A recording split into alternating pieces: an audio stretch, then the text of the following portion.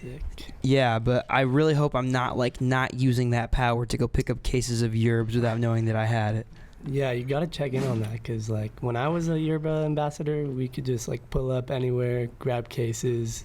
They were super laxed about like what it was for. So I remember thinking like when I had applied for it, I remember being like hella geeked when I got it. I was like, oh yes, like I'm a yerba mate ambassador. But like it isn't very. It just feels like, I don't know. I do feel like there's a level of it where it's like if you take it seriously, like, you know, maybe then there's like this feels weird to say, but I feel like I only did it at some hopes of being sponsored by Yerb in the future, and then using it as like a pitch, being like, yeah, I've been an ambassador for 4 years. You know what I mean? Did you have like an interview with them? Yes. Yeah. Do you remember that? Yeah, I had the interview, and like there was hella chaotic shit going on in my house, and like I had to like keep muting the shit. Yeah. And then she's like, everything okay? And I was like, yeah, sorry. That was like in Zoom classes, I remember. Like my parents or like my brother. It was always my brothers. Like I remember when we first started doing Zoom classes when I was in school, my brothers would be like screaming in the background of like my Zoom during school, and I would forget to have like my mic muted or something. And you hear my little brother like screaming and cussing in the background, and like I'm like, oh shit, mute my mic. Literally. Yeah. That's how it was. Yeah, dude. Okay, free the youth.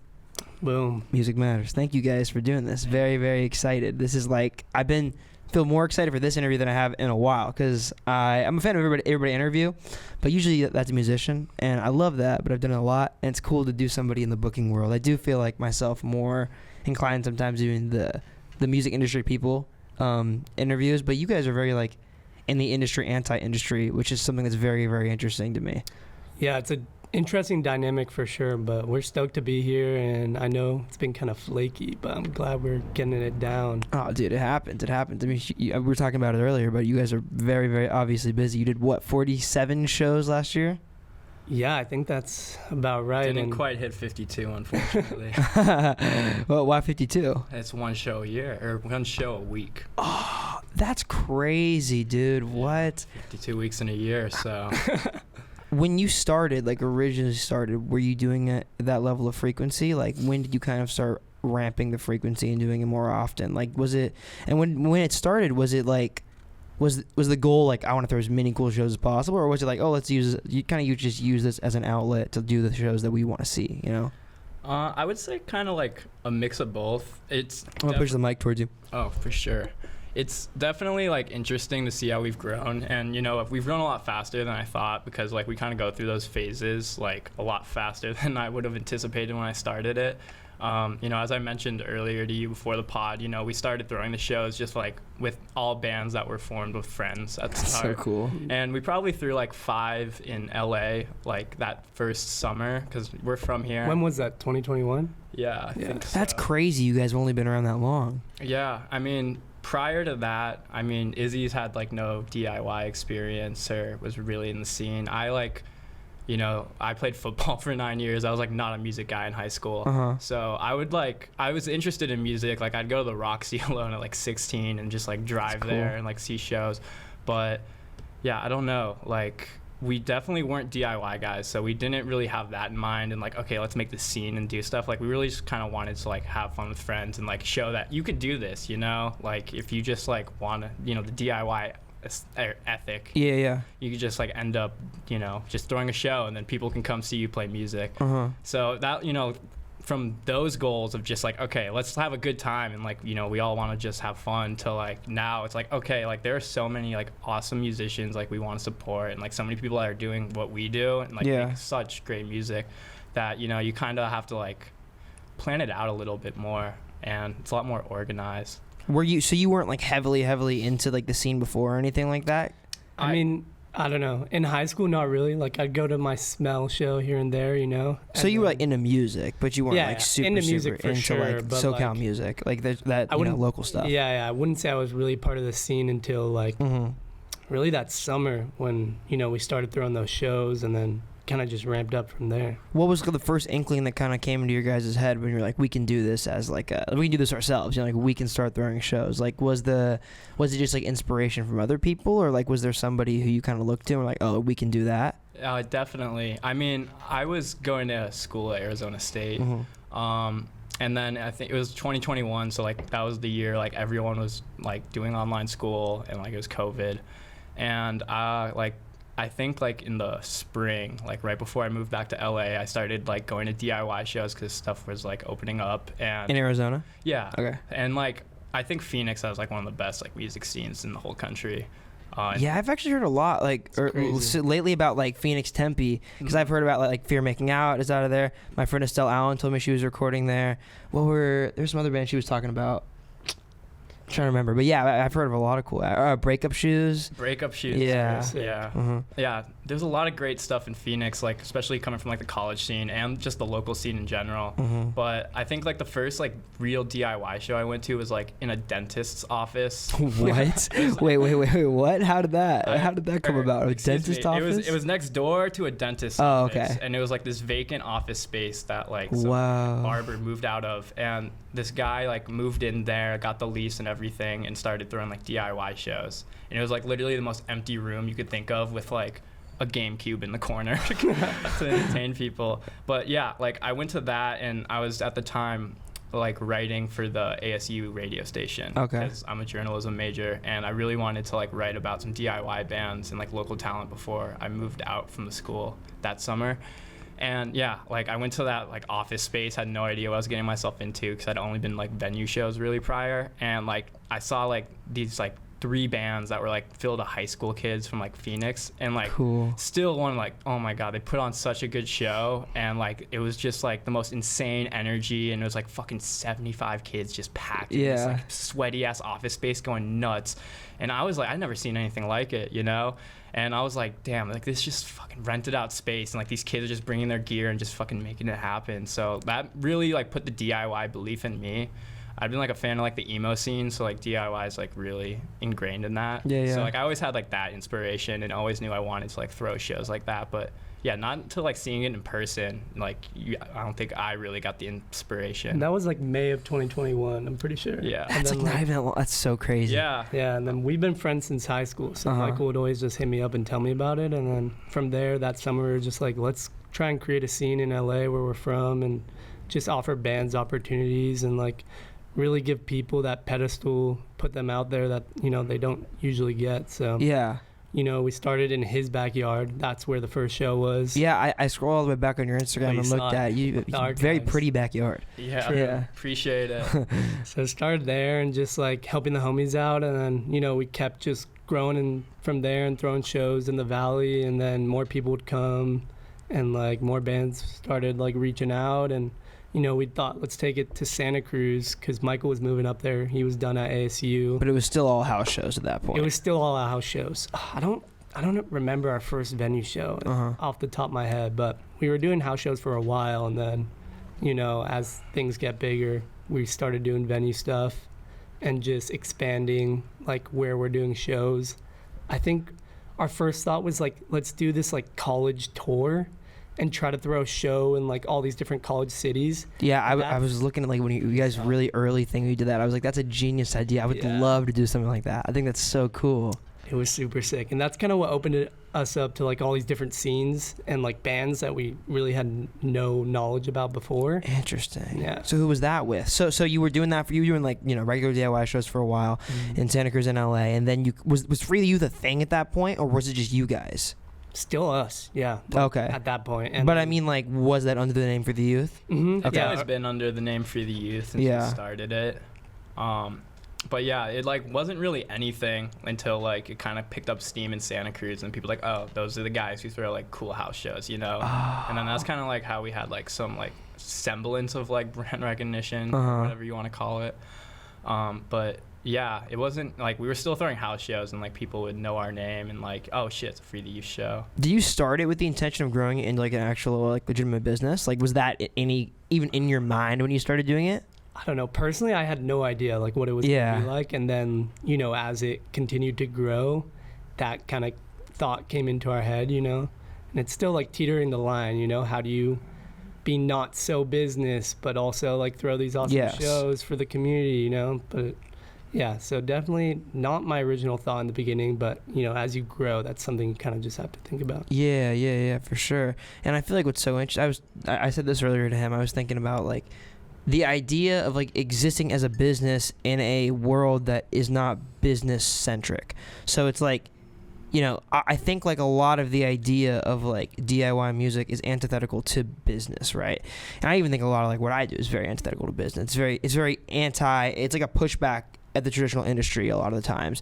But there is a certain point where it's like I think for a while I thought that, you know, there's a certain level of like professionalism or like some kind of like image or brand that you need to curate specifically in order to like grow what you're doing. I don't know if I feel that way anymore. I think my opinions on that are kind of changed over the years. But when you were early, you know, when you were doing house shows, was the plan like grow these house shows and do it into, you know, like start with house shows, get to venue shows, and then just kind of expand? Or were you trying to kind of just continue to grow on the back of this DIY stuff? I mean, I think that like venue shows were always like the ideal. Yeah. Mostly for the fact that like we had no liability on us, because we'd be like throwing these house shows and like the venue, or like the one venue, quote unquote venue, was like a house of some guy that let us throw, you know? Yeah. And it's like if the cops come, then it's like whatever. It's whatever, but it's like trouble for us, because like we probably aren't allowed to throw there again. So like, you know, kind of ramping it up to at least get to the bottom level of venues, like more DIY spots or like easier places to book, just so it's like, you know, a safer place and like more of an event than like just like everyone gathering in a backyard. But yeah, I think like when starting, it's like we really, I mean, at least I personally like always thought like the DIY ethic, like let's do it, house shows and whatever. But as you get bigger, you kind of learn like you have to, you know, go through some of these like, you know, venues and different types of business type things to like just make it more secure. And that's kind of just like bottom level stuff. So do you think shows lose something when you put them in a venue? Because I've asked myself this question a lot, because I feel like some of the most like memorable and crazy and most like wild show experiences I've had were very DIY, at like, you know, either a more DIY type venue or either a house or whatever. But I think there's just it's hard to like put into words. Like but there's magic. Yeah, exactly. There's like a level of like just like ignorance or like just craziness to it all when you're doing it at a spot that isn't like traditionally meant for music or whatever. Do you think when you move to venues you lose like some of that magic?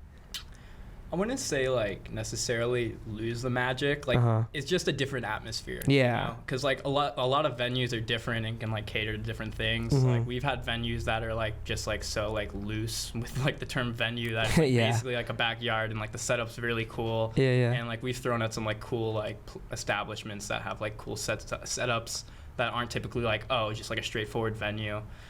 So like it really depends on the venue, but like I was a firm believer like starting that like that house show energy is like a thing, you know? Totally. It's like you're going to a backyard, it's like nothing's official, there's like 2 speakers there, but you're gonna hear like the music that's coming out like loud and clear and like see it all right in front of you. Yeah. I don't know. I think that's something we still try to bring to like the shows we throw at venues, you know? Like how do we curate these shows and like put on an awesome production and like make people want to come back, you know? Because that's like our whole thing. We want to put on these awesome bands and have people come experience what a free to use show is and like, give them that opportunity. What do you think it is? Like in your head, like what makes a free to use show different than like a normal show? Because I do think like, I think about this a lot too with like what I do. And I think there's something very, very specific that I want to curate with an Above the Bridge show. You know, it's like I very much want everyone to feel like its own isolated experience. I don't want any of them to blend in. I don't want any of them to feel like just another concert. I want them to feel ultra curated to the point where it's like these are specifically here for one thing. And it's like there's an event, and that event feels like a moment in time. And that moment in time is like a chapter almost, you know, like I want everyone to feel like an episode of a greater TV show. You know what I mean? Like I want it to kind of stick out as like a memory in somebody's head, you know, like what do you think when you're throwing a free to use show? What is like your main goal? Like what do you think makes your show specific? Yeah, I don't know. I think like just that aspect of like curating the event, you know, curating the show and just creating this one of a kind experience that people aren't able to get anywhere else, you know, like whether it's through the bands that we're putting on or it's through the production of the show itself, you know, it's like you're noticing like the awesome bands, the super sweet sound, and like that's something you're not able to get anywhere else. And I think it's just like the space in itself, creating that like safe space for people to like be themselves, come to a show, fully enjoy it, you know. And I think with that, it's like we are always trying to find different ways to curate that, you know? Yeah. I mean, I think also in addition to what he said, it's like definitely like you said, like kind of the energy and like stuff like people want to remember. You know, like we kind of try, like you said, bring that like house show energy, because like I feel like that's like a lot of memories for people. It's like totally, you go to a show, like a house, and like you definitely remember that. Then besides like buying a ticket, going to a show, like you might remember that band, but like the house show feel and like being so sporadic is so memorable, you know. So like I think a lot what resonated from us for a lot of people early on was like people would see us like setting up like a backyard with like all the signs. Like we literally would like get couches from off the street like on the side of the day of the show and like bring it to the venues. Yeah, we would like make like a seating area for like everyone and like go full out, and we'd be like, damn, like this is like just a few dudes like going crazy, and it makes people want to like have a good time. It's like it's an event curated by like people like them.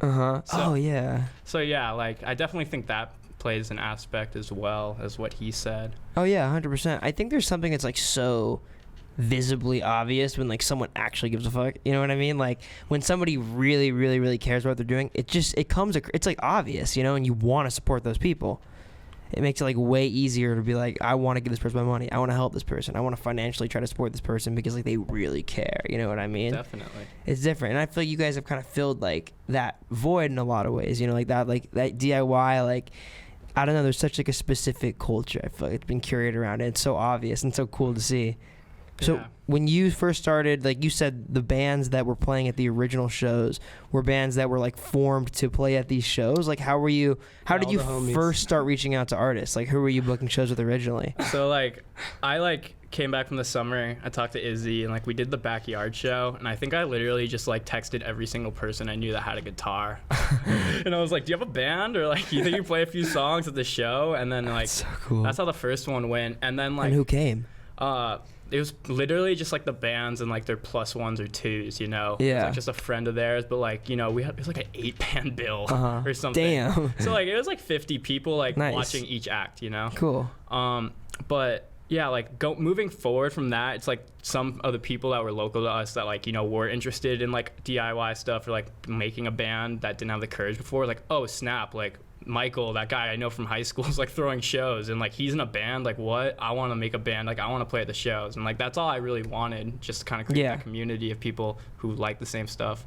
And yeah, so like eventually it was just like I'd get, you know, we posted on our story like, if you want to play a show, like hit us up, and then like we'd get DMs from kids from our community. Yeah, they would like just like record a demo real quick in their room and email it to us. Like, hope it's okay, please book us for your show. And like we're like dudes who threw one backyard show. Like, I think it'll pass. And I think from the beginning we did a lot of like photo and video at our shows, and like that in itself really was enticing, and like people really wanted to come and like experience that, and like what they saw through the photo. So whether it was like people or bands, like that really helped us like continue to grow and like get noticed. Is just having like video photo from the beginning as well, because like people really wanted to like be a part of that. For sure. I think especially like that is when like I had a conversation with this earlier actually. I think like those like early moments become more valuable as you keep going. You know, like I think in like 10 years when there's like a Free the Youth festival, it'll be so fucking cool to have that like picture of like the that picture of the backyard. Hold on, I want to show you something. Mario, could you hand me the frame thing, Mario?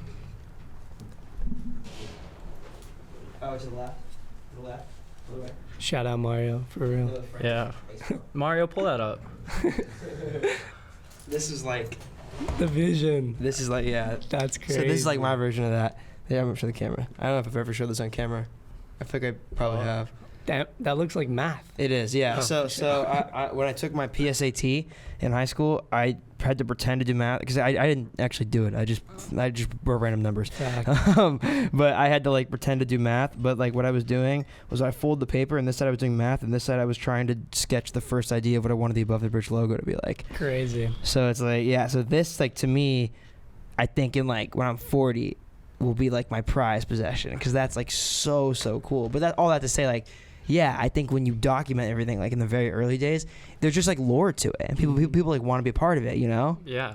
Definitely. I mean, at least for the early days for us, like people didn't even know what they like wanted to be a part of, you know, Yeah. so young. But definitely, like, you know, we would take videos and like do a video recap of our show, and then people like, damn, like I want to be there. Yeah. Like, I'd be able to experience that. So I definitely agree with you. You know, like I look back at like flyers very fondly That's from what I our was first gonna say, days, yeah. much like that. The OG flyers go Yeah. crazy. And, Yeah. like, we've had people with us from the beginning that are still doing flyers too, which That's is sick. awesome. And like, I really want to make just like a flyer wall of like all of our Dude, shows. yeah, we have like not a flower wall, but there's like a see portion of a someone in wall there, in my in our kitchen that we have like all of the ATB flyers on. Sick. Yeah, but those are like super specific artists. Shout out the OG flyer, by the way. That is nuts. Yeah, you want to tell that story? Yeah, crazy story. I was in Dolores Park, and Dante came up to me with this flyer for Above the Bridge show, I think the first one, and I took the flyer and I was like, yo, I throw like similar collective type beat. I'm like, here's my Instagram, hit me up, maybe we can do something. And that was like a year plus now. And Yeah. now we're here doing the pod, which is crazy. Yeah. I know it's crazy to see like where you guys started and like where you're at now. And like I remember telling Michael about it that same day. I was like, yo, these Yeah. guys look sick. Like they Thanks, throw man. awesome shows. Thank you, bro. Yeah, that's just, I don't know, that's mind blowing to me. Like, so at that point, yeah, we were talking about it. At that point, what did you guys like? Where were you in your journey at that point? I I was trying to think about it. I think we'd probably done we finished the college tour at that point because that was supposed to end around May. Yeah. So we had just like gone out to like, which was a huge thing for us. We ventured out to like a different city, like brought all our gear. Can you pull the mic closer, bro? Sorry, Yeah, man. definitely. So like for our college tour, it was our first time doing like out of town shows. Like we moved up to Santa Cruz, and technically like every show is an out of town show. Yeah. That became like our home, so not really. But like we had no idea, like I said, we didn't really know how to throw shows at first. So like I was at least really nervous about it. But Yeah. we would just like drive like 2 or 3 hours with all of our gear and like book the bands, like book a house, and then just like throw at like a random college, because we knew like, you know, college kids are probably there. If there's like one band that's like, you know, there and like people Yeah. are interested, then we can put on like a show. Yeah, the whole premise was like, all right, let's like get 2 acts from like that city, and then like bring a friend. like, Yeah. bring a band with us that we've like worked with before. It's a and, great formula. yeah, and it worked sick and really opened us up to like some other sick scenes and like awesome bands that we continue to work with to this day. Like that really like spread the name of Free the Youth for sure to like all these different cities. Yeah. Wait, so at that time you were still in school, but you had like gone online at that point? Yeah. Was that because you wanted to do Free the Youth stuff? Like when did you get to the point where you were like, all right, I want to take this serious, like this is a priority in my life? Yeah, I think like after the first like, because like I mentioned to you before the pod, I was trying to get into like a UC, and then like I wasn't really like, I didn't get in because like my UC credits. And I was like thinking of transferring back to ASU and just finishing it in person and like participating in the Phoenix I was scene. like, nah, pull up. You're like, we have something special here. Yeah. I mean, I was definitely like full in on Free the Youth and like I want to do this shit for the rest of my life. You know? Yeah. After that summer, that first summer, it was just crazy. Like the amount of people and like the shows we were throwing, and like it was really just about like that opportunity that we were able to provide for these like smaller bands, you know? Like instead of playing at like a small bar with no one really there or no one our age, you know, we gave them this sick show with like all of the homies and like people their age too. So I think definitely like it started getting more serious like right after the college tour, and just like being in Santa Cruz and like really seeing that we could like open up this like platform and space for all these like different musicians was super cool. Was the community at that point like tangible? Like after that first summer, like was there a community that formed around it, you think? And like, because I feel like if there wasn't like the community aspect of what I was doing, I might, well, I don't think I would stop, but I would certainly enjoy it less. And I feel like so much of what I do is like I'm ultra motivated by the people I'm around. Did you feel like after that first summer there was a community aspect to it? I think, yeah, after the first summer, which was like in LA, it was like 2 months through 5 shows. Yeah. It was like, what I really enjoyed about it is, like I said, I kind of like created it with Izzy to like, you know, kind of like bring it out of our community back home. Because I knew there's a bunch of talented kids and musicians from like where I was, and like people who were like interested in making music, but like I couldn't find like a DIY scene if like life depended on it. It's far, like few and far between now. Especially in the Valley You at got- that time. Yeah, you gotta know the right person, like, is the most important thing. And if you're not like a total music guy, you're probably not gonna like meet that person in high school. But So for the community aspect, like not even just like the musicians and kids who like wanted to make bands and play music like from our high school community, like were there. It was like a bunch of kids who were just interested and like wanted to have a good time. And it was like seeing all these different walks of life from like our community just like come because they wanted to see music was definitely empowering and made me want to like continue it further.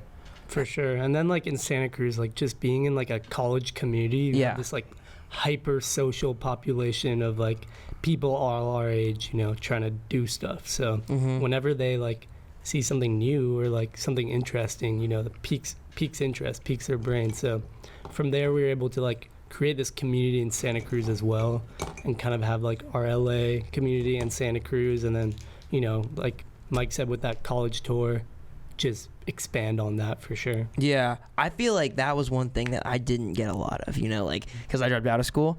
But it's interesting now because like when I moved to LA, I feel like that was like so presented to me so quickly. It was like, oh, and you meet anybody at any party that any like music type person is throwing, or like any event or any show, and they go to school. Where do you go to school? USC. Where do you go to school? I went to music school on the East Coast. It's like those two answers are just everywhere, and it was really interesting for me because I was like, it made me kind of question a little bit. Like I was like, would what I've built existed better in a college environment?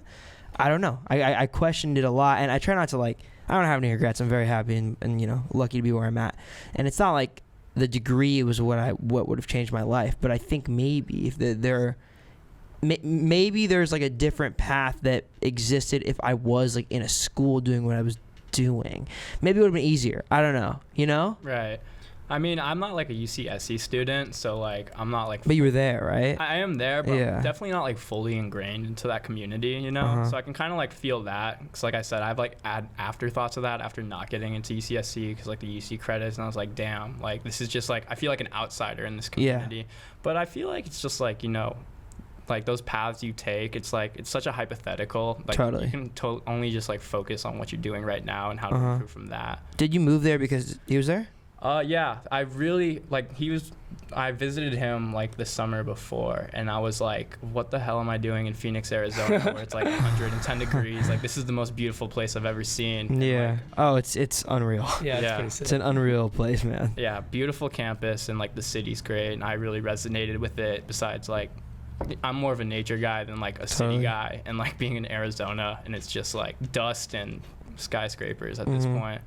Was not resonating, but yeah, he definitely was one of my good main incentive. options. Yeah, oh for sure. When you were talking about, I'm just gonna backtrack a little bit. Like when you were talking about like how you were throwing shows, and then it's like when you throw those shows, you meet people, and like that weird way that network starts to like hyphenate and like just grow and like expand. It reminded me of like when I first started doing interviews, because it was very, very similar. It was like I interviewed one person that I found on Instagram somewhere, and it was at first I was literally just interviewing anybody who made music, and then it was just like they would send me a ton of people like, oh, my homie makes music, I have a friend who I've just, you know, recorded with, et cetera, et cetera, et cetera, and it just grows that way. It's like from them I meet more people, and like in the early days I'd ask every single person who I interviewed, I'm like, can you send me a list of people who you think would be dope to interview?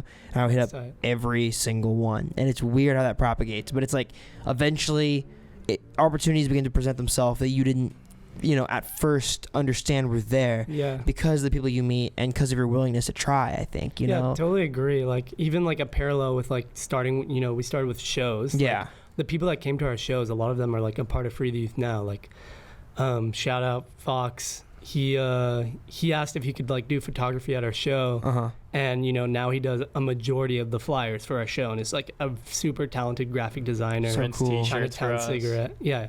So it's interesting the people that you make and the connections you make, you know, because like we wouldn't be here without all those people helping us along the way, for sure. Yeah, and it's crazy to think about. Like, do you guys remember when you felt like for the first time there was like you had something here, like there was a community built around it? Like, when did you first kind of start understanding like, oh, there's like a bit of a scene here that we're curating or being a huge part of?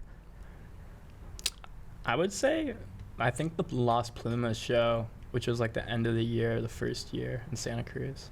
Yeah, I think that's a good one. Yeah. I mean, at least for me, because like I started the year, like I saw this band, like I had to find bands to like book for the show, so I would just like go out to whatever, like Beach Jam or something. This was like that's what I did. Yeah, that's what I did for a long time. Yeah, so this was like after the summer 2021 in the fall. Like I found this one band, Snook, who were still up in the Bay, super sick. I'm surprised I don't know of them. Snook? Yeah, really cool alternative rock. Cool. Honestly, I love them. But they were UCSC students at the time. I saw them like at a beach jam with this other band called Las Plumas, which was like more of like a jazzier jam indie rock band. But they were awesome. And like there was like 10, 15 people there. Most of them were like the house owners, like friends. I was like the only person like saw the flyer. But so like I met those guys and like they were doing it for fun. And then we eventually like threw a few shows with them, and then kind of seeing how like the crowds escalated. And I bring up this last show. It was like in May 2021, and it was our last show in Santa Cruz that school year, like the first full school year that we were throwing. And it featured Snook, Las Plumas, who I just mentioned, and this all-femme band called Slutney, who was like... They're sick. Yeah, they were tearing UCSC apart in terms of like just kick-ass shows. Yeah. In a good way. And yeah, so they all played like at the end of the year, one big show, and it was gonna be Las Plumas' last show because like they're graduating or something. And wait, so they didn't plan to like continue the band after that point? No, and that's interesting. I think I'm like a little tangent. Like I think it's so interesting because like being in the college scenes, you know. I didn't even know that existed. Yeah, well, I mean, it happens like all the time because like there's so many bands. Like, because at least like for me, I'm an emo guy, and like a lot of those bands don't get a lot of longevity because it's not very mainstream. And like they'll just have college projects that are like super cool, one quick album, like so good, and then they'll be done because they graduate and have to move on with their lives. Oh, but do they have to? Right, that's the question. That's the question. That's the thing. It's like I really like want Free the Youth to be able to like help artists like actualize like you can do this. You know, there's a way and there's a path if you just keep like believing. And like that's why I really like helping promote bands, and it's like one of our core missions is like to show people like you guys don't need like some industry backing to like prove that you made it. Just like showing them that they're still successful and doing what they're doing and they can still grow is pretty important. Even I keep thinking about the Bigsby show with Trash Day. Oh yeah, I can't remember the date on that, but that was October 8th, 2021. First date guy. Yeah. Whoa. First Santa Cruz show had like 75 likes. Like I just moved up there. I didn't know a single person besides Snook and Las Plumas, and Snook coincidentally played that show. But yeah, we threw it at our friend's backyard. It was like one of the first couple weeks of like UCSC, and like huge backyard. Like we put the bands in this shed. Cool. And, like how many people showed up? Like dude, 300. Oh my god. It was like probably like why? It was free. It was crazy. It was like we're like, let's get our name out there. It's a free show. Like the college thing's so crazy to me, man. That's what's crazy about it. You guys taught me that for sure. Like I don't think I understood that until I started following you guys' stuff.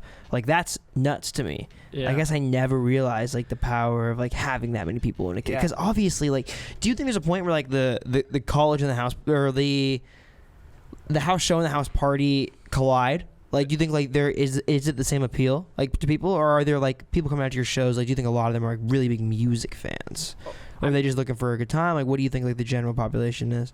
I think it's interesting because like we kind of blend the two, Cool. It's like we get the people who want to come like just for a good time or a party per se, and then they can end up checking out a sick band they would have never heard of. Yeah. And then like for the people that are super into music, it's like this is a show, So you can come through, and I think like people just had a good time regardless of what they came for the same reasons, and that's why it kind of like resonated. But yeah, it's like it's really weird to try and like mix that up because like a lot of people have particular feelings like, oh, this is like a strictly like music show, like everyone should be like paying attention and like show their respect. And like some people like it's a college scene, like they just want to have fun and listen to cool music and have a good time. So it's definitely like weird to try and balance that. But I think we definitely blended the two. Yeah, which is so cool. It's interesting, especially being in this like college scene. It's like it happens to blend together. Yeah. It's interesting to me that you said like a big part of what you want to do is like kind of just circumvent that thing that happens when these bands graduate, or like trying to instill that confidence in them to like let them know they can like really really do this. would you ever turn Free the Youth into like more of like a management agency or something that like helps develop artists? Like, would you ever kind of go to that side of it? Because I noticed you guys are starting to do more and more media stuff as well. Like, what do you kind of want to do with the future? Like, do you want to stick with doing shows, or like, what does the future kind of look like for you? Like, what is your greatest aspiration to grow this into? I mean, I would say to start, like, you know, my whole like greatest thing was just to like be doing the DIY thing and throwing shows constantly and like, just covering bands. And then, you know, obviously that's kind of elevated into like a different thing, but kind of still the same core. But yeah, I mean, like, you know, in terms of like you said, circumventing that issue, it's kind of like developing artists and like, you know, helping them out. I would say in my case, like, you know, I just know managers and know they know a lot more. And the one thing I would say is like, I lack professional experience, so like it's kind of hard to be comfortable, like to have people trust you like that. But it's definitely like something we're working toward, you know. That's just like what experience does for you. Yeah. Just learning more ins and outs of the music industry, because like once you get past the DIY level, you have to like learn how everyone else does things, you know. But do you think you can exist in that level forever? Because I kind of think I do feel that way. Like, I do feel like there's people who like, if you get big enough, you can just exist against the music industry forever, as long as you have like, I feel like it's a simple case of like product to consumer. It's like, if you have enough consumers for your product and for you guys at shows or for a musician to their music, it doesn't really matter where they come from. Like it doesn't really matter if the industry, it's like that, the industry doesn't have that power anymore, you know? Yeah. Well, I mean, that's definitely what I was talking about, you know? Like, bands shouldn't be stopping early, you know? Obviously, you know, they want to pursue other things, cool, but like a lot of bands feel like they don't believe in themselves. But I'm like, you're playing like 250 people that are like actively engaged. Yeah, and like some touring bands that like have labels and shit like are struggling to get that. So I kind of got lost in my point, but yeah, I think I see us like, I don't know, with like all this experience we've done, so like it's not one aspect within the music scene that we're doing, you know. We're not just booking shows, like we're promoting artists and like we're doing this whole media stuff now. So I think like in the future, like there's definitely so many different avenues we can take with Free the Youth, but I think it's just also like staying true to ourselves and like carrying on the message we started with, you know, and like elevating that as we evolve and grow and like our next chapter, you know. When you kind of started to do more of the media stuff, how, like, what were the early difficulties, and like, did you bring in other people for that? Because like, it seemed like, for, you know, while I was watching your guys' videos and stuff, none of them really featured you guys. It wasn't really, they were like other hosts, other talents, videographers and stuff. So it was and it's a really cool model, because I feel like it makes a ton of sense. So was the goal like, let's build, you know, when you started to do the media stuff, were you taking money from these shows and then putting it into the media side, or what was kind of your vision to start growing the media side, and what do you want to do with it in the future? Yeah, so like I feel like with Free the Youth, we're definitely like a ghost face. Like there's no one face behind Free the Youth, you know. But yeah, which is really sick. It's interesting because like most people don't know like who is behind this, and then like we're just at shows like running door, like doing like backstage stuff. And yeah, I think like with the media, like we definitely wanted to present it that way as well, like keep the attention on the artist, you know. Yeah, that's so sick. I love that. Yeah. Go ahead. No, you. Yeah, I mean, I would say with like the media, it was definitely difficult, because I think it's something we've always wanted to do. Like, always wanted to do a zine and like obviously record videos and stuff, but like without the help, it was hard. Yeah. But now getting like, you know, newer people that are just like just as passionate as us and like whipping out ideas, like Trevor, who we mentioned earlier, was like the one who started the ATM series. Yeah. And like he just like got everything together, and he's like, we should do this, and like go for it. Whoa, you know? Yeah. And like he recorded like Mom Cars, which is a Sacramento based band. Like that recording was really, really good. Yeah. So good. Yeah, that audio is crazy for like being on the side of a highway. Yeah. Super crisp. But yeah, I mean, it's been like getting more passionate people that like are willing to head these projects has been the most important thing. Yeah. But I think like media has always been on our mind, but now we're kind of finally getting the pieces together. Has it been difficult, like, to find those right people, and like how have you like actively searched, or do you think people have just fallen into place? I mean, we tried searching, but like it's hard to find the people that are so passionate and are willing to do it. You know, it's not necessarily like we have money to pay everyone that we're working with at this point. So it's like finding the people that are willing to do it and like volunteer their time and like effort. And we looked for that, but you know, a lot of the time, all these people, they ended up coming to us, which was, you know, we're super thankful for. Yeah. And like definitely just being able to like provide this platform for them to gain experience in whatever they're trying to do, whether it's like video stuff or writing or like, graphic design stuff. It's like we can like put that out through Free the Youth. Yeah. Like, that's really what we try to offer to all of the homies and like all the people that want to be a part of Free the Youth and work with us. And with the shows and the money that we're making from the show, we really just try to throw back into what we're doing. 'Cause it's like, we need to be able to rent out venues or, pay the artists we're working with especially, and like put money towards all these like different aspects of Free the Youth that we're, continually trying to grow for sure. Yeah, that is always like, cause it's interesting. We were talking earlier how I did it kind of the opposite way, like that you guys did. Like you guys went from like booking to media, and I kind of went from media to booking.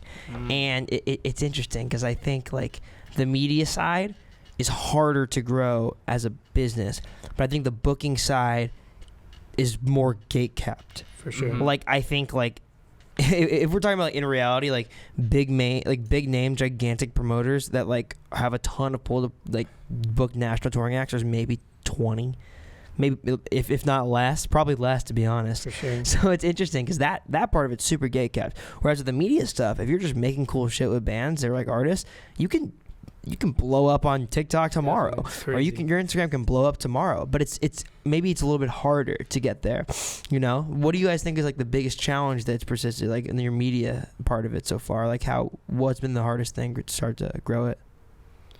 Yeah, I think just finding the right people to be able to like put these things together. Yeah. Whether it's like this like live series that we're trying to do, and it's like putting that out on our platform. It's like, as you said, it's kind of harder to grow through that. Yeah. But kind of maintaining the balance of like doing the shows, booking the shows, but also like doing this other media side and promoting both. That's also super hard, and like creating that balance for sure. Yeah, but I think it's like, in the way that we went opposite to you, definitely helps us in terms of like building that audience as a media. Totally. Because like, we already have people who are familiar with our content, what we do and our shows and stuff. So like being able to like get them to watch a video about something they're already somewhat aware of. Easier ask. Yeah, definitely easier than just like asking someone to just watch a video outright, Totally. I also think like when you're starting like a movement, like when the goal is to start a movement, way easier to do that in person. Like I think like it's way more tangible. Like I think you can get a lot of numbers online, but it's like to really gain that traction, to like get people to like believe in a vision, like believe in a movement,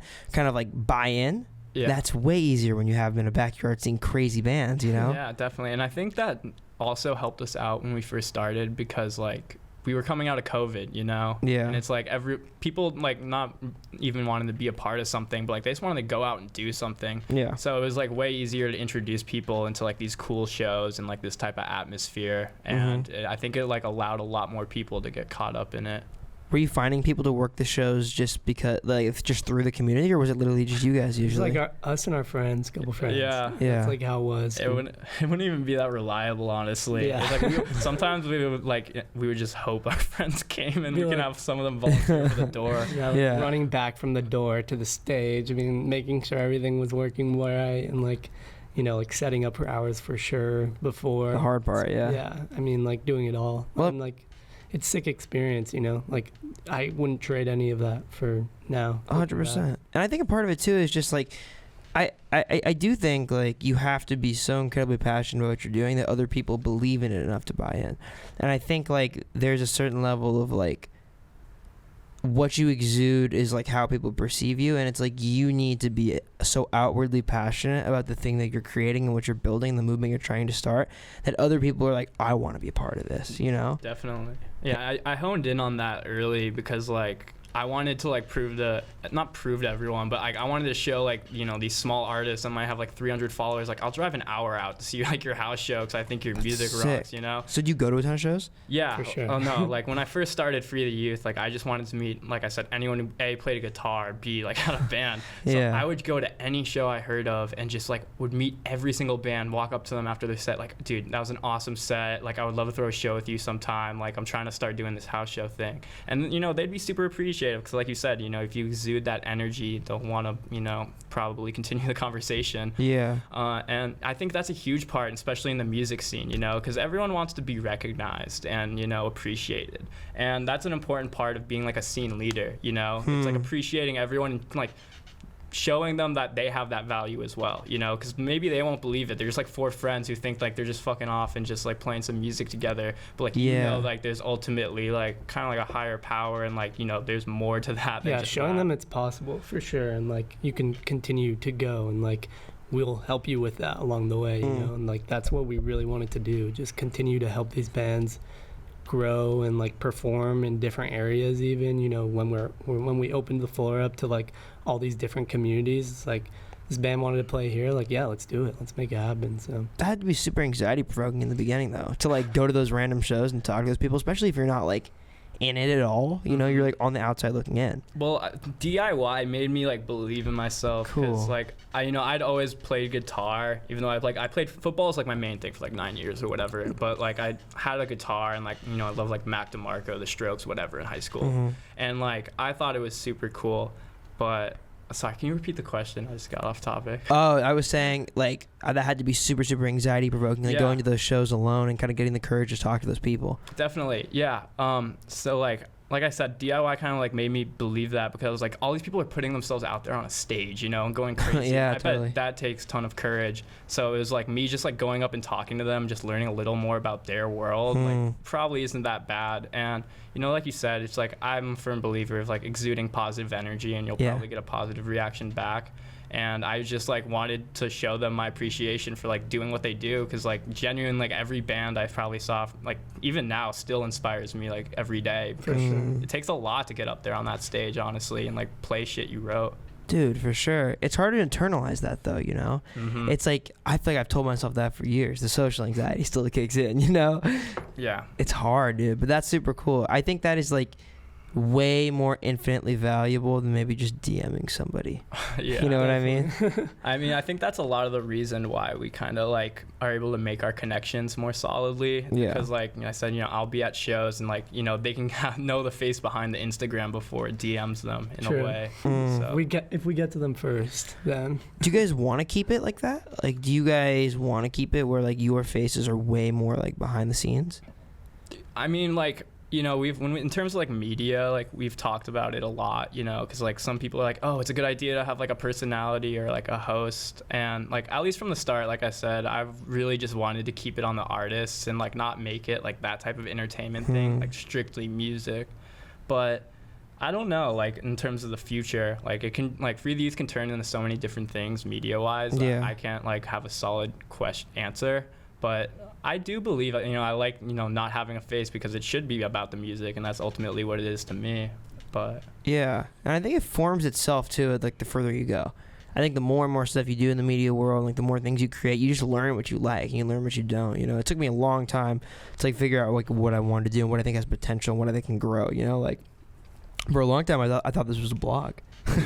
like that, like for a long time I thought it was a blog. It took me like a lot of years to figure out like I don't think the blog thing is like what I want to do, as much as I love writing, because that's like my first love and I still love it. But it's like I just wanted to create things that I felt like it hit people in a different way, a more like direct to consumer way, you know.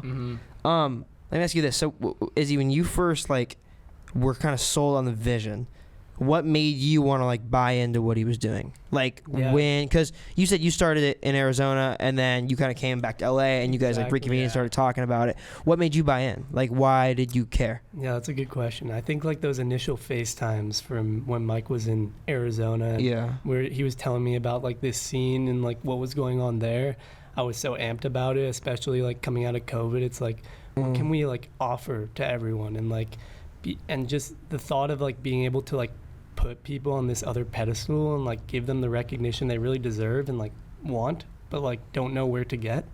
I think I was sold on 100% like right away. Like I think like I love offering opportunity and like creating space for people to like come together, you know, whether it's through like the music or just like meeting and like being able to like be comfortable in a space. I think being able to provide that was super cool, and like I'm always a firm believer of that. So that's what sold me initially, and then after we started doing the shows, I like couldn't quit. I've always loved music, and you know, I never necessarily like played a lot of instruments, but like behind the scenes, you know, I was always a big music guy for sure. So being able to like create that was super cool and like addicting, like I said. Like doing that in the beginning, and like seeing all my friends at these shows, and like seeing all these sick bands that were formed from Free the Youth, like this band Dog Sled, they're straight out of the Valley, and you know, they were formed from coming to Free the Youth shows, which is so crazy cool to think about. Yeah. And, like now looking back, like all the connections and like people we were able to like link up is just inspiring, you know. So dude, I think it is ultra addicting. Like Yeah. like there is something. It's so weird. It's such a crazy feeling, because it's like, I don't know, throwing a show. It feels like how I feel about it is like, I went to shows for so long, and it became like such a part of my identity that it was like I cared so much that like when I was able to do that to myself, that feeling of like that feeling that like somebody in that crowd was like me at 16 was so ultra addicting. true, Yeah. and like what that did for them, you know. Yes. And how you're able to like replicate that is So cool, It's dude. awesome, Yeah, I agree. And that's like why I love doing shows so much. Like, one thing I always think about is like, I always think about, one, I want to throw shows that I would want to go to.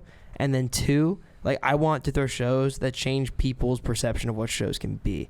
Like, the idea that like somebody could fall in love with like an Above the Bridge show, or somebody could meet their best friend at an Above the Bridge show, or somebody could sick. like decide they want to make music at an Above the Bridge show is the coolest fucking thing to me. It's got to be how like musicians feel about like touring and stuff, you know? Nah, I totally agree. I mean, the band that's on my shirt actually right now, Love Letter. Shout out to Love Letter. Yeah, It's a sick shirt. yeah, they're like, I love it so much. That's so cool. Cats are very cute. Yeah.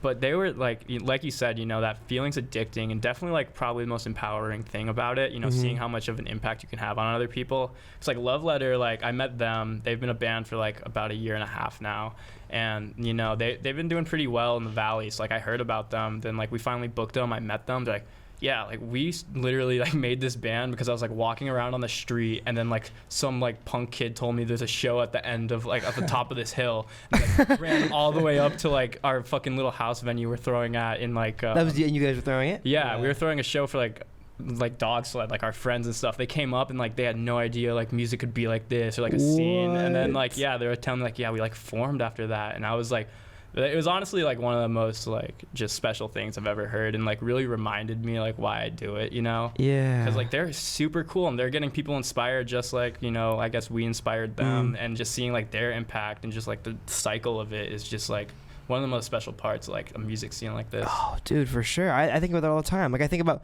it's so cool to me how like there are kids right now that, or like, for example, okay, I was 16. I was ultra inspired by people in the Bay Area music scene. I then grew up wanting to do something in music. So it's like I did this, and now I've met people who were inspired by what I did. And then it's like the thoughts that like those people will grow up, and then Cycle like continues. yeah, and the cycle just continues into this constant like wave of inspiration.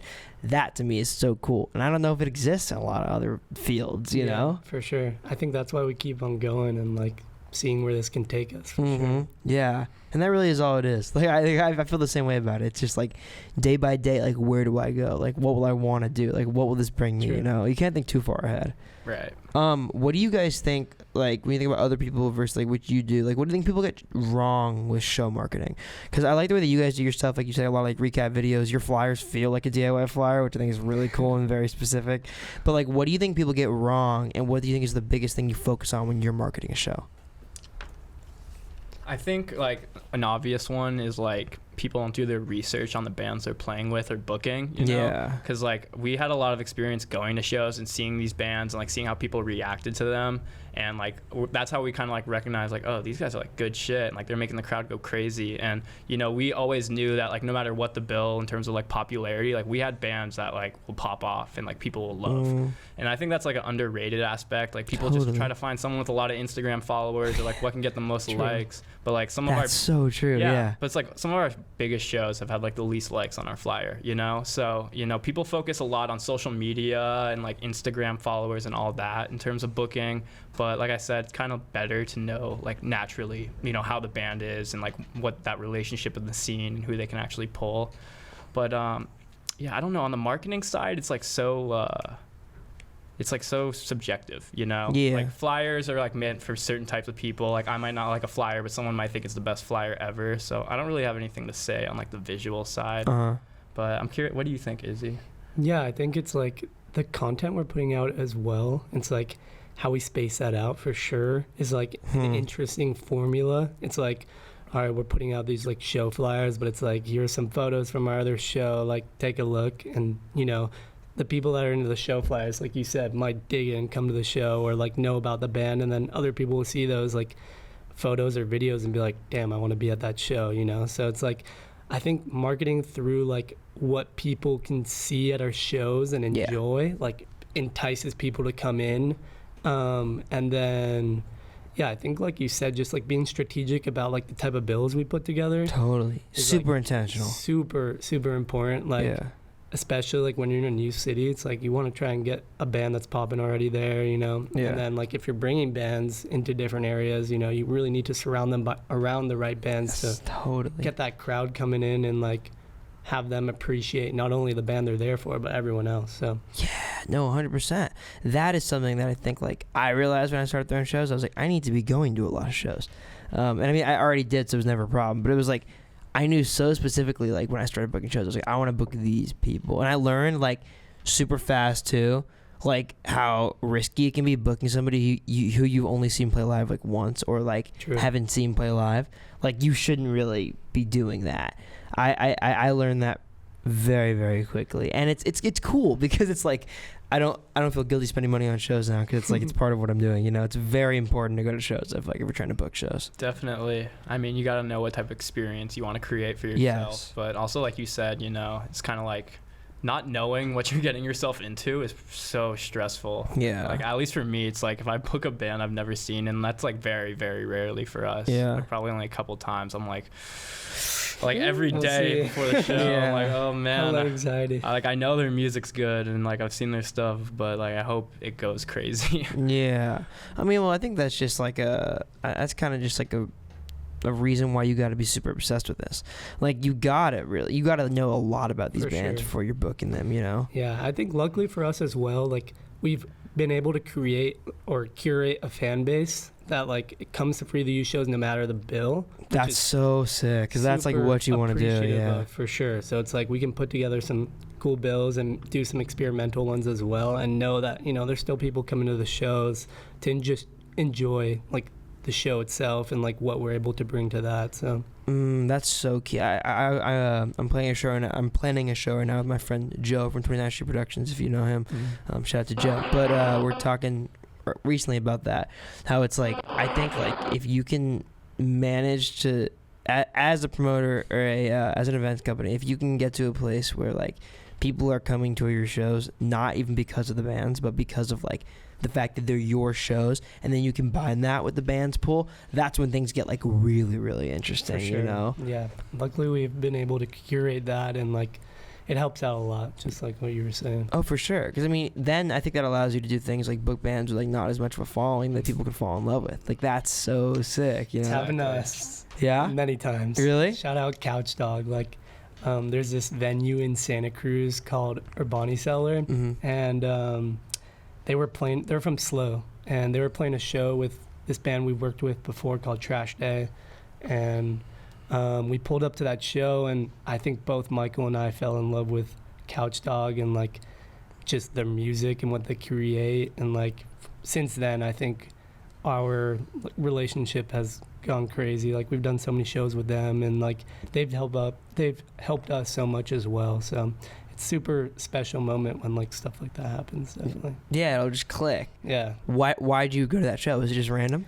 I don't remember. Were we like helping book that show? I was a huge fan, like, because we were first like getting into other cities and scenes. And I was like researching all the bands, and like that's right. I heard a Couch Dog through like a zine or something, and like I was like obsessed with their music. And then like Trash Day was booked a show at Urbani with them, and I was like, let me promote this. I don't want any money. I don't want anything. I'll pay for the flyer. I'm gonna print out posters. Like I want to meet this band because they're that goddamn good. Whoa, that's so cool. And yeah, they literally like were as good as I thought. I like crowd surfed that night and like came down and like literally almost got a concussion. Like the fattest black guy hitting me. That was crazy. I think Urbani Cellar was a couple of the first venue shows we ever booked too. It was like a probably is the first one. Yeah, very DIY venue. No longer in Santa Cruz. Us. Yeah, unfortunately, rip. But yeah, that was like the start of us like booking more venues and like putting bands in venues as well, and kind of ramped up from there. Fortunately enough, we're able to put shows at the Catalyst in Santa Cruz, and we've done a bunch of stuff at the Smell recently, which has been super fun. Shout out June from the Smell, honestly, sick guy, and kind of just expanding into these different areas. And I think another big push for us was teaming up with Shebang from San Luis Obispo. I was just gonna ask about that. Yeah, we can get into that for sure. They're a sweet music festival, and being able to connect with them on their Battle of the Bands tour was honestly awesome. How did you meet them? Was it because I was trying to like decode the story from just looking, but it was like, so did you got media passes for it because of what you did or something like that, or you went to Shebang and then it was like from that I don't know. Close. That was my guess. So initially, like, I heard about Shebang when I was like researching the slow scene. I'm like, this is a cool festival. They had Couch Dog on that year, and I was like, I want to check it out. And like, I think it was like when we were first starting to do more media for Free the Youth. Yeah. So I was like, okay, like I want to like get a press pass to this like festival and interview Couch Dog, because like the obsession was still going at that time. And so we literally like made a website, like put everything up just so we can like send in the applications to the press passes. Yeah. And like we didn't know anyone there at the time, but they're super cool, like scene guys. They started like super DIY Sick. as well. yeah, they threw like a show once a year, like at this cliff, which ended up being like where the venue for the festival was. That is so sick. Yeah, What? it was pretty crazy. So they were super open and like welcoming, which was nice. But it was like, we did our first show in Slow with Wavezine, and then like some of the guys in Wavezine were doing stuff with Shebang, and they're like, yo, you should, if you want media passes, like if you want press passes, apply right now. And we're like, all right. So we did it that night of the show, and luckily they gave us a couple, and we went through and like did some sick media, and like interviewed some bands, as Michael said, Couch Dog, Strange Case as well that year. And then we kind of got approached at, I don't know when it was last year. I think I got called in like October during the Slum Rats tour. Yeah, during this tour we were doing to like about this like Battle of the Bands idea, and so they had approached you. Exactly. Yeah, they had this like concept, and like they wanted to kind of flush it out a bit more, and they were interested in working with us to be able to do it. It was just like from an outside, because they were watching what you were doing, because you were throwing shows in Slow. Actually, it was like this one kid who was like an intern. His name's Ari Cohen. He owns like this little thing called Brutus Records. I swear to God, I've heard that name before. Ari Cohen. It's a Jewish name, so maybe in LA, who knows? But Ari Cohen, he's part of Shebang and Wavezine. He like knew about us, and he called me, and he was like, I want to pitch this idea to Shebang. Like, I want to do a Battle of the Bands and like showcase a bunch of scenes. And like I'm like, that's perfect. Like, that's literally all I would want to do with Shebang, because like we were having an idea to like figure out a way to get more DIY bands on the festival bill. Isn't a lot of DIY bands right now? It's a mix for sure, but it definitely got more this year than previous. Yeah, that's sick. Yeah, so we were able to. You guys might have influenced that. No, I mean, they added 4 spots to the festival for like our Battle of the Bands 4 or winner. 5, yeah. That's so 5, cool. I think. It's because so like our whole thing was just like, we want local DIY bands to like play a cool ass festival, and like even if they're from out of town, and like it would be a cool thing for Shebang. And then they, like you said, they kind of recognized that we had the pull in those cities and like could actually make this type of thing happen. So I'm really appreciative they had that belief in us, because it was a lot. So definitely. Was that gratifying? It had to be gratifying, right? It was awesome. Yeah, shout out Lyle Ruman. He was like a big contributor to us, like going and doing this with them. So we did like 5 shows, 5 different cities. Sold out 3 of them, right? Yeah, dude, sold it out was 3. I was talking to Max from Kill Revenues down here. Cracked, bro. Those lineups are nuts, dude. Yeah. Well, that was the thing. It was like a match made in heaven, because Shebang could get the venues and like make a really high production event that like we weren't able to at the time. And we like obviously had like the scene knowledge, like we knew what kick-ass bands like people would love like for the Battle of the Bands shows and would like reflect well on the festival. And we were able to like, they were pretty lenient with us. Cool. We got most of our picks that we wanted for like the Battle of the Bands, and like we're able to make those fire bills. So yeah, dude, they were so sick. Yeah, it was a lot of driving, but besides that, it was fun. What was tour like doing it? Was it just you guys, or did you bring anybody else? There was a couple other people. We had like some of our like videographer, photographer team with us, because a portion of like our part was doing like all the video content for them. So yeah, it was a lot of driving back-to-back weekends, but every show was so gratifying, like being able to like just put on these awesome shows and like with these super sick bands that some of them we've worked with before, others not. It was sick, and like seeing them at the festival after as well. And we did we like curated the interview space at their festival. Cool. So that was super sick, and we interviewed some awesome bands there. So our whole relationship with Shebang has been amazing so far. It's so cool when like somebody bigger in like music like acknowledges some of like the DIY stuff that's going on, because I think that's a good way to put it. Like they definitely saw like you guys were tapped in and understand the scene in a way that like somebody who's not super ingrained in that culture like couldn't fully understand, but they as a bigger company with funding could like do things like, you know, do what you did, like what Cornerstone Catalyst, which are already two crazy spots. The Fremont and Slow. Yeah, that was like 750 and probably the biggest one. And that was the that one was crazy. First one, yeah. What? Wait. Yeah. Sold out. Yeah, so that had to be so crazy coming from like house shows to like that's awesome. Yeah, especially we had done like minimal venue stuff at that point, so like this really kickstarted our like venue venture and like trying to get more bands and venues for sure. So it was an awesome feeling. And then San Diego, we did like this brewery. It was super cool. And we did the Soho House in Santa Barbara. Wow.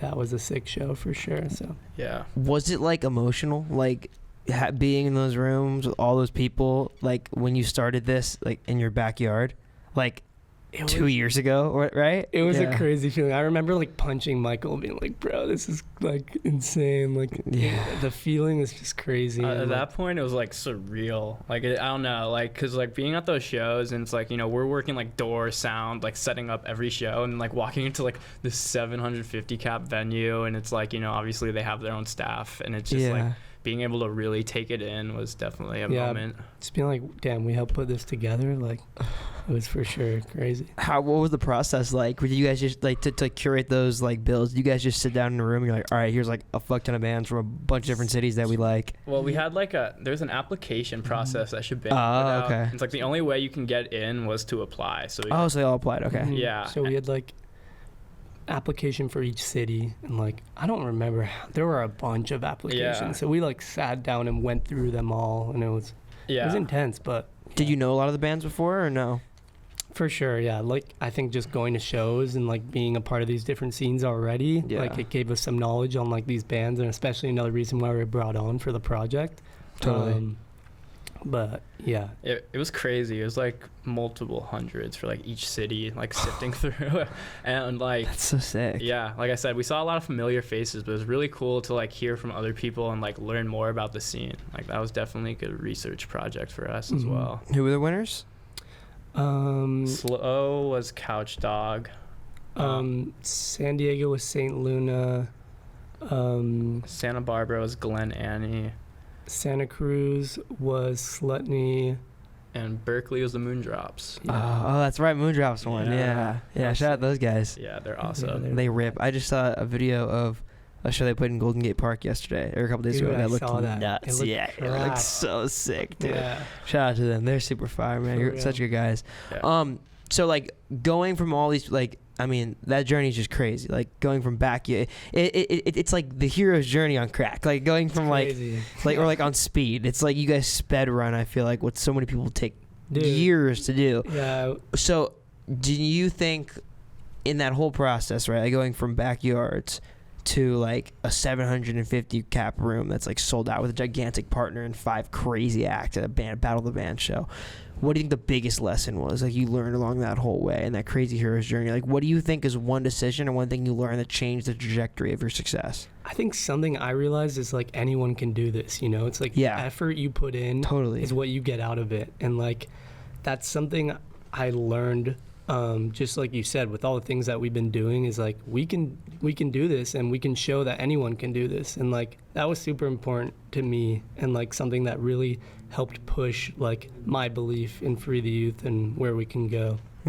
Yeah, I mean, I think, you know, one thing in addition, because that's what I was going to say, is like, in terms of the hero's journey, it's like you're gonna have a lot of help on the way, and like never to be afraid to ask for help, because we definitely would not be anywhere near where we are now without, you know, asking friends to help or asking bands that we never thought we could work with if they'd work with us and stuff like that.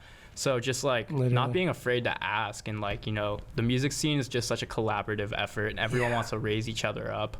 That, you know, learning that was okay definitely helped us out in the process. Yeah, you really can't do this alone. It's true. We've definitely had to like learn that the hard way, because it's like we thought, you know, like me and Michael first the world, like let's get this done, but it's like without all these people we wouldn't be where we are, you know. And it's like an honor to have them a part of what we're doing. And like just the opportunity that we've been able to get. Like one of our first trial and errors with a tour was with the Mexican Slum Rats. Shout out them. Sick band. Yeah. Super sick. Probably like and we did a sick tour for them, and like they're from the Valley. I was just about to air out where this is. They're not from here. They're from somewhere. Yeah. Somewhere in the Valley, but what were you saying? Yeah, we had like a connection with them through our friend Russ, and they were trying to, you know, get some tour going. And we were able to help them do that, and we did, how many legs was that, Mike? It was 8 shows. Yeah, 8 shows with them, and like that was one of our first tours, you know, but we were able to work with a band like Mexican Slum Rats and, you know, put on some awesome shows for them for sure. At our show in Berkeley, we did it at a co-op. It was a crazy show. It was really? It was a sick show. Oh, that's Casa Zimbabwe in Berkeley. What was it called? Casa Zimbabwe. It was like a co-ed house, like in I used to Berkeley. Yeah. That's so cool, sick. dude. Yeah. We also threw out a Stay Gold Deli. Oh my god, I played Stay Gold. Classic. Yeah, Stay Gold is so sick, bro. Yeah, who'd you guys book there? It was that night it was Slum Rats, Dog Sled, and then it was like interesting because like they were supporting them on like a leg of the tour, but we brought in this band called Blum Dump, which was like actually like a collection of like a bunch of other bands. Like it was like a guitarist from Hot Flash Heatwave, the drummer from Small Crush. Oh, what? That's crazy. It was like this, who just put out a crazy record? Shout out to Small Crush. Asian Man Records. Yeah, man, legendary Bay Area shit right there. Yeah, Small Crush is super cool. I hope we can they're work doing with Career Woman now too. Yeah, dude. Oh, so sick. Yeah, so sweet, and they're based out of Santa Cruz, which is tight. But yeah, we had Blum Dump on that bill, and it was super cool because like they were like a band, and like they didn't have any followers because like obviously a side project for all those people, but like their set was like one of the better ones I've ever seen, you know. And I was like, holy crap, dude. What do you think of Stay Gold? I mean, it's so fucking Bay Area. I'll tell you, my DIY side loves it because it's like the quintessential punk venue in a way. So punk, it's literally just a deli, you know. Like, it's what so more can you cool. want? But I don't know. We've had some trouble there before. Yeah, I think I like DM'd you guys like. Holy shit! I forgot about that. You did. We were looking for a venue like quick because. Our show there got double booked. I remember sitting in my bed and listing a ton of spots for you. Yeah, but we were doing a tour for Couch Dog, and our date there, we like pulled up and there was another show going on, and we're like, they accidentally double booked it. Yeah, it was double booked, but I mean it happens, and like they take so much time and put on these awesome shows, like. It's crazy. It doesn't matter what music's going in there. Like they're open to like anyone, you know, so which cool, is dude. Super cool to see. It was a bummer day of, but you know, sucks, it happens. Yeah. And like, but I totally respect them for like, you know, being this place that anyone can come perform at. Doesn't matter. Like they're like just like you say a date and they're like yes, yeah. They say yes to everything. Crazy. It's so cool, dude. I think I was talking about this in the Gosh interview. Shout out to Gosh. Those guys are sick. But we were talking about how like. Stay Gold kind of feels like the new age 924 Gilman, which is like a I'm sure you guys definitely know this, yeah. But like it feels like kind of the new version of that in a lot of ways. Gilman, I just think it's a difficult structure to maintain for a long period of time because like they don't really make money very much, which makes it very difficult, obviously, to keep that open.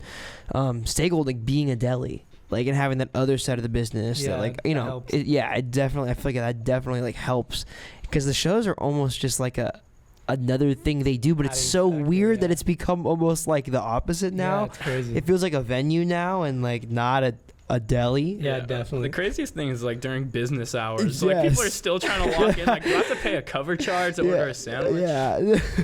So, It's so sick, dude. yeah. It is crazy. So like when stuff like that happens, right? And you know, show gets double booked or whatever. What do you guys have like another memory of one that's like what was probably the most difficult thing that went wrong at a show for you, and how'd you pivot from it? I mean, I don't think anything went wrong necessarily, but when we threw the show with Drain and Scal, like it was booked like 2 weeks out, because I like talked to the Drain and Scal front people like outside of a venue in Santa Cruz, and they were like off tour, and then like we were telling them about our first show of October, like, dude, could we play the day before?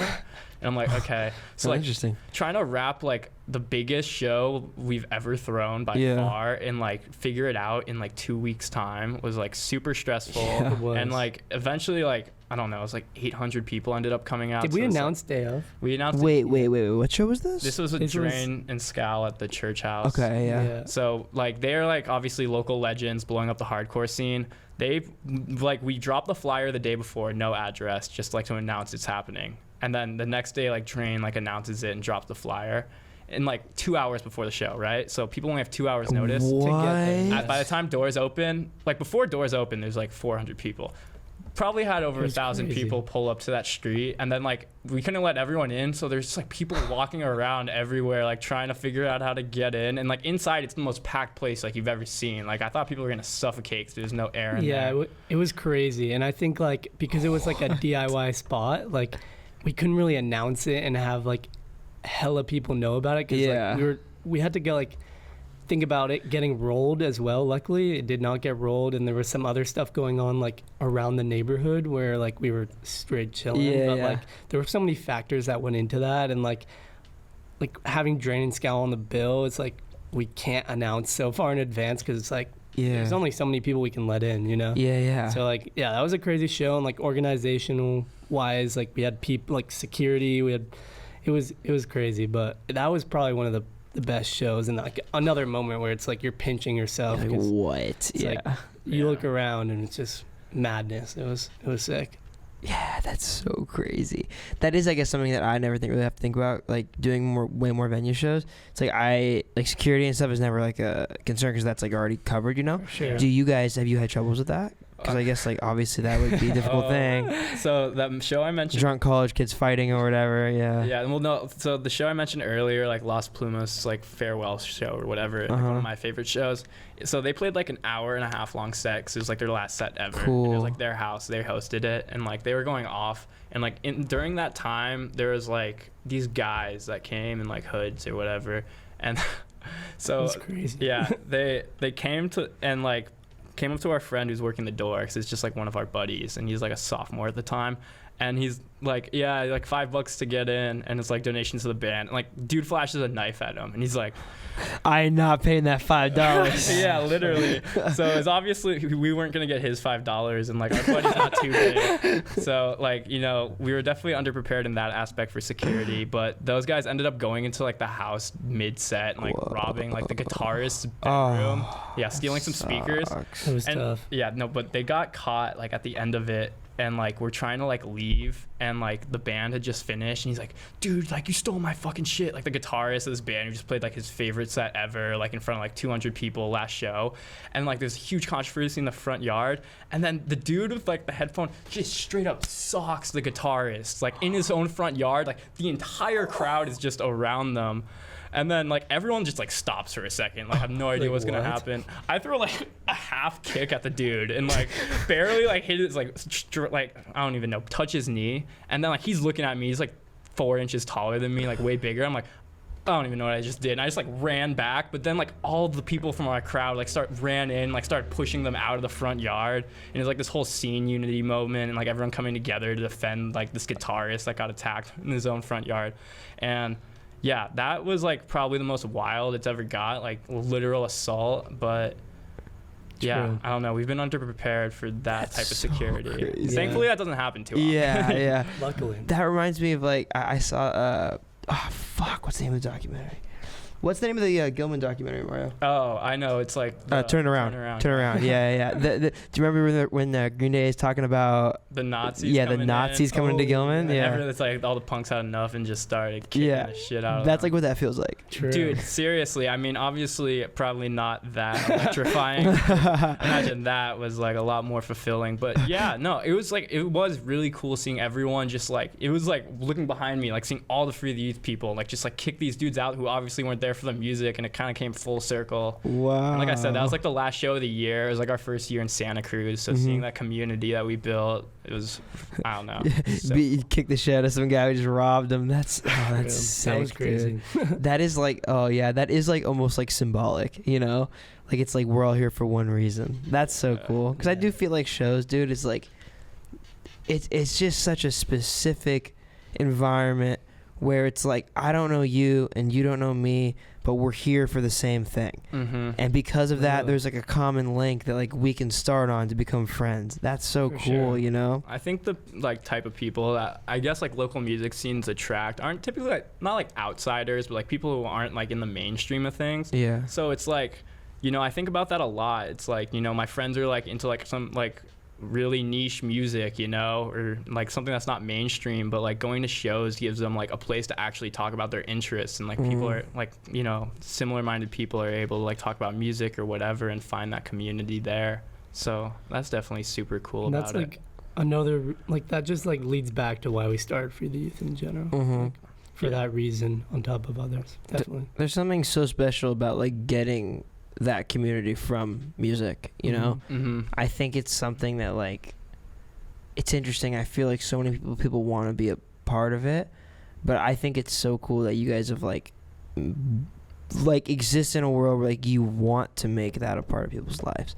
That's so cool, because I feel like I don't know if you guys feel like this, but like I feel like for a long time, like before I started like doing what I'm doing, is like I wanted to be a part of music scenes. I wanted to be in that world, but it was like I felt like an outsider looking in, you know, because I didn't really have anything to provide, or like I wasn't like doing anything, you know. And it's difficult just to be a fan sometimes, but it's like there are so many people who just get tons of value out of just being a fan. That's so okay and so cool, you know. Yeah. Well, it's like definitely getting over that hump too, like realizing, you know, you could be a part of this. You just need to put like that front foot forward, you know? And like just taking that first step, because like, you know, like you said, I've been in that position as well, and like that's obviously made me want to do this. And it's like not knowing like how to break into this. I just want to be a part of the fun, or like just be involved in any aspect. And it's just, I don't know, music's so opening, or at least most of the people I meet, so it like makes it really easy. And you know, making that easier for other people is definitely our goal, obviously, like you said. I mean, that's one of the reasons I try so hard to encourage people to throw shows.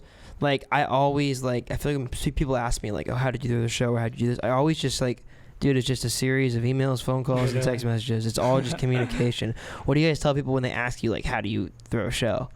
That's always like my answer. My answer is like just a bunch of emails, a bunch of calls, a bunch of text messages.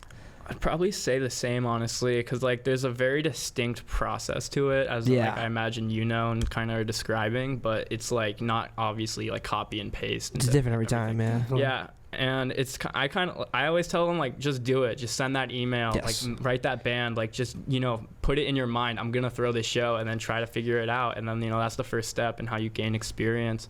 Yeah, that's what I was gonna say, just like try it out, you know. That's how we started, just trying it out and seeing what happens. But there's definitely trial and error to it, you know. Figuring it out along the way. And it's scary. Well, I would say like the biggest hump of it is like people like, oh, like I don't know like how to find people to work with or whatever, which is like why it's obviously important to like be in the scene, you know. Like that's like the most like important precursor I could say to people is like, if you actually want to like do it, then like you got to get involved in like some capacity, and like that's like familiarizing yourself with like bands, or even like people who can help you throw that show, you know? That's like I said, you can't do anything without help, so 100%. Finding like the resources that you need in a way will definitely make it easier. And I think that's so cool about what you guys do specifically, like it's so scene oriented, you know. It feels like it feels like a lot of the same void I feel like of like a lot of like the early Southern California music that was like kind of left behind in like, you know, Orange County and like a lot of that band scene. And it's cool to see like somebody kind of fill that void in a really, really sick fucking way, you know, because it just feels so like scene oriented. You know, it reminds me of it's when I first started Above the Bridge, one of the publications I was looking at from from like an outside. I've never met any of the people who are involved in this. I've just been like a fan forever from the outside. Sure. It is Alt Angeles, and I didn't like. Shout out. Yeah, Shout out Donna. Shout out Donna. Yeah, I never met her, but I haven't. I don't think she knows I either. exist. But legend. I know. I Legend. messaged them like I think like the second week I started Free the Youth, That's asking crazy, to like, same. yo, can I write some articles for Alt Angeles? Because like I was a music journalism major, and they're Yeah. definitely a big inspiration. Oh, for sure. But it was like that's like how I feel like you guys are filling that void in a lot of ways. You For know. sure. Yeah, they're definitely super scene oriented as well. Yeah. And, like they've curated a scene and like being able to help all these bands, which is super sick. I think what's something cool about Free the Youth as well is like we've been able to connect all these scenes, you know, from Yeah.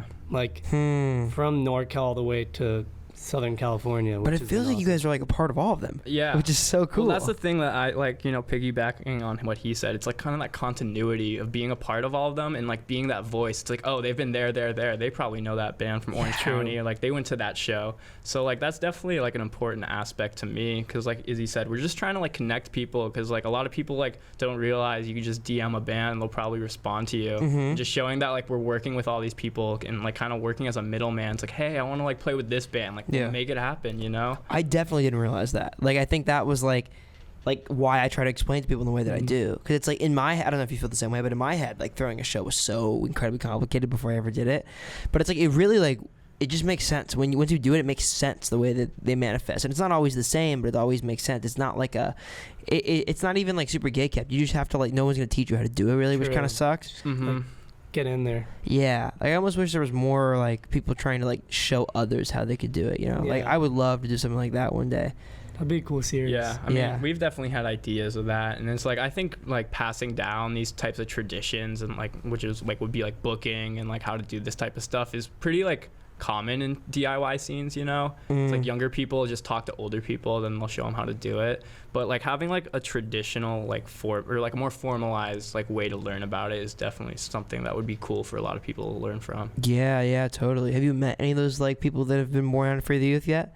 Any like, do you know anybody who started booking shows because of For the Youth? Yeah, I know a few. I don't know if they started specifically, but they like when they first started, they wanted to Inspiration. do like Free the Youth bills. There's like these guys, Punk Monk, who are based in LA. I think And, I've heard of that. yeah, we threw a collab show with them for Surprise Privilege while they were on tour. Oh, they're It's a so sick show. sick. Yeah, and they're Bay Area. yeah, they're super cool. And like a kid from a band that like from one of our first shows like has been pretty consistently throwing shows in the Valley since we left to Santa Cruz Uh-huh. and kind of holding down like this That's little pocket of the cool. scene. It's so cool. Yeah.